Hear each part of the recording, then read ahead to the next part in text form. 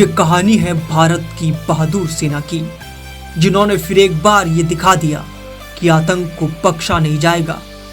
जम्मू कश्मीर में सुरक्षा बलों ने ऑपरेशन महादेव के तहत एक बड़ी सफलता हासिल करते हुए पहलगाम आतंकी हमले के मास्टरमाइंड हासिम मूसा उर्फ सुलेमान शाह समेत 3 खूंखार आतंकियों को मार गिराया।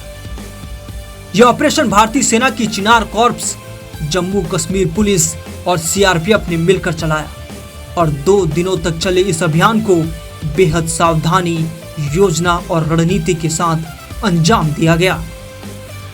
इस ऑपरेशन का नाम महादेव रखा गया, जो श्रीनगर के पास स्थित महादेव पीक से लिया गया है। यह चोटी न सिर्फ सामरिक रूप से अहम है, बल्कि स्थानीय लोगों की आस्था से भी जुड़ी हुई है।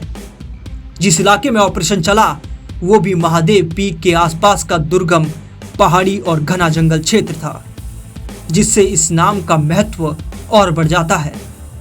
ऑपरेशन की शुरुआत तब हुई जब सुरक्षा एजेंसियों को दाचिगाम के जंगलों से आतंकी गतिविधियों की खुफिया जानकारी मिली। इंटरसेप्ट किए गए संवादों से यह शक मजबूत हुआ कि वहां छिपे आतंकी 22 अप्रैल को हुए पहलगाम हमले से जुड़े हो सकते हैं, जिसमें 26 बेगुनाह नागरिकों की जान गई थी। इस दिल दहला देने वाले हमले के बाद ही सुरक्षा बलों ने तुरंत बड़ी कार्रवाई का फैसला लिया। चिनार कॉर्प्स ने 24 राष्ट्रीय राइफल्स और 4 पैरा की विशेष यूनिट्स को लिडवास और मुन्नार के आसपास तैनात किया। स्थानीय लोगों की मदद से आतंकियों के संभावित ठिकानों की पहचान की गई और इलाकों को पूरी तरह घेर लिया गया। सोमवार करीब 11:30 बजे मुठभेड़ शुरू हुई और लगभग 1 घंटे की भीषण गोलीबारी के बाद दोपहर 12:37 पर ड्रोन से मिले विजुअल के जरिए 3 आतंकियों को मार गिराने की पुष्टि हो गई। इस मुठभेड़ में सबसे बड़ा नाम था हासिम मूसा, जो पाकिस्तान स्थित लश्कर तैयबा का टॉप कमांडर था और पहलगाम हमले का मास्टरमाइंड भी था। उस पर 20 लाख रुपए का इनाम घोषित था और वो पहले पाकिस्तान की सेना में भी काम कर चुका था। लंबे समय से वो जम्मू कश्मीर में आतंकी नेटवर्क को संचालित कर रहा था और सुरक्षा एजेंसियों के लिए सबसे बड़ा सिरदर्द बन गया था। हासिम मूसा की ट्रैकिंग बेहद गुप्त तरीके से की गई।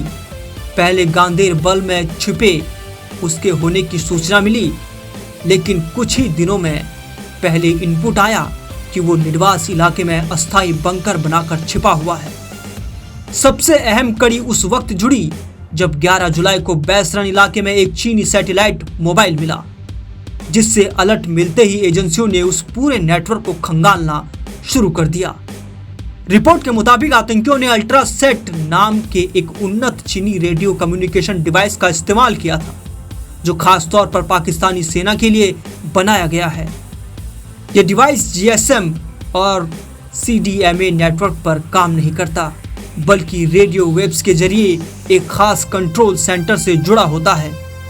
इसी डिवाइस के सिग्नल को ट्रैक करके सुरक्षा बलों को आतंकियों की मौजूदगी की पुष्टि हुई और यह हाईटेक सिस्टम ही आतंकियों का काल बन गया।